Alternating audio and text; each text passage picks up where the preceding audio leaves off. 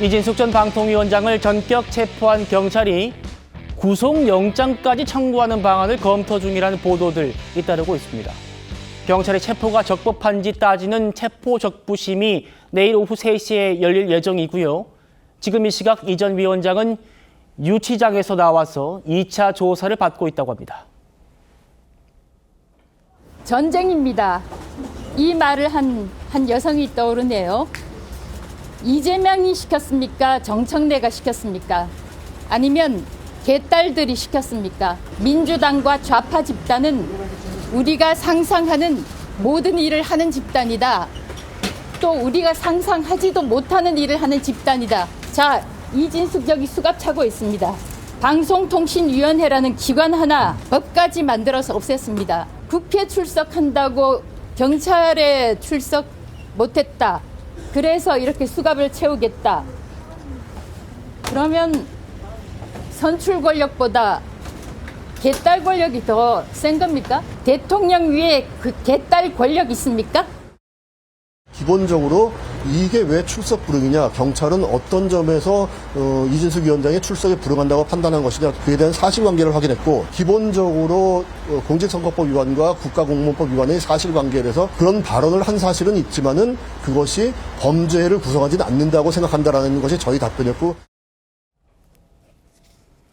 이진숙 전 위원장 어제 오후 6시부터 1차 조사를 받았는데 지금 보시는 것처럼 변호인을 통해서 수갑을 찬 모습을 다시 부각을 하고 있습니다. 저 수갑을 찬 채로 9시까지 조사를 받았고요. 그리고 이후에 유치장에 구금돼 하루를 보냈습니다. 그리고 지금 이 시각 2차 조사가 진행 중이라고 하는데 정혁재 변호사님, 우선 첫 번째 궁금한 게 수갑을 채우는 거예요. 수갑을 채우는 거에 어떤 요건이 있는지 그게 좀 궁금하고요. 어제 저 모습이 굉장히 화제가 됐거든요. 그리고 경찰이 조사를 하고 풀어줄 생각보다는 구속영장까지 신청하는 걸 검토하고 있다. 이런 얘기들 많이 나옵니다. 여기에 대한 평가는 어떻습니까? 일단은 수갑 채우는지 여부는 그 수사기관이 알아서 재량으로 판단할 문제가 아닌가 저는 그런 생각이 들고요.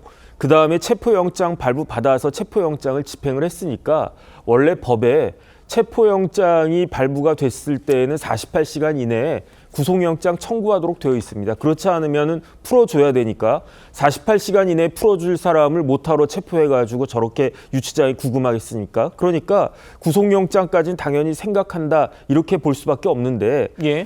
이 체포영장이라고 하는 거는요. 수사 목적으로 발부가 되는 게 체포영장이거든요. 구속영장은 나중에 이제 구속해서 기소해가지고 그렇죠. 재판받을 것까지 예상한 게 구속영장이라면 체포영장은 피의자나 피고발인에게 이제 조사받으러 오세요 그랬는데 계속 출석에 불응하니까 그러니까 그 사람을 잡아가지고 조사하기 위해서 발부가 되는 게 체포영장이란 말이에요. 그런데 처음에 경찰이 뭐라고 이야기를 했느냐, 출석 요구를 6번이나 했는데 그 이진숙 그 방통위원장이 예. 끝까지 불응했다. 예. 그래가지고 체포영장 발부할 수밖에 없었다. 이렇게 이야기했단 말이죠. 그래서 저는 처음에 들었을 때는 뭐 그렇다라고 하면 형사소송법 요건에 맞을 수도 있겠다라고 생각을 했는데 조금 전에 보였던 저 임무영 변호사님이 자초지종을 잘 밝혔어요. 어떻게 밝혔냐면은 임무영 변호사님이 소환장을 받고 경찰서 영등포 경찰서 수사과장하고 잘 이야기해가지고 예. 수사를 받겠다, 조사를 받겠다. 언제 받겠느냐?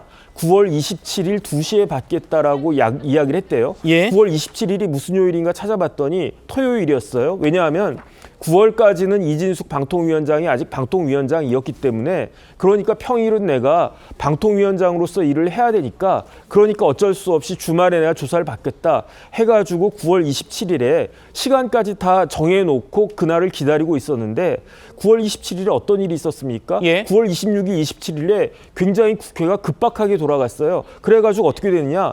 방통위법 폐지하고 방송미디어통신위원회법을 제정하지 않았습니까? 그러니까 거기에 주무부처의 장인 방통위원장이 거기에 국회에 본회의에 출석할 수밖에 없었다. 그래서 9월 26일 밤부터 9월 27일 밤까지 기사 많이 나왔었습니다. 네. 그때 이진숙 방통위원장 다른 뭐 국회의원들 왔다 갔다 하는데 본인만 꿋꿋이 자리 잡고 앉아가지고 24시간 동안 그랬던 것들이 보이지 않았습니까? 그런데 그때 그 전날 9월 26일에 오전 11시에 이미 변호인이 경찰서에다 이야기를 했대요. 그래서 9월 27일에 원래 조사를 받기로 했는데 이러이러한 사정이 있으니까 그러니까 지금 조사를 받을 수 있는 상황이 아니니까 다른 날짜를 정하자. 그러면 그때 가가지고 성실히 다시 조사를 받겠다. 예. 그렇게까지 이야기하고 그 다음에 불출석 사유서까지 팩스로 보내고 그 다음에 정식 우편으로도 보내고 그런 것까지 다 했는데 그런데 10월 1일 날 느닷없이 영장 청구해가지고 체포영장 어쨌든 받아가지고 그거를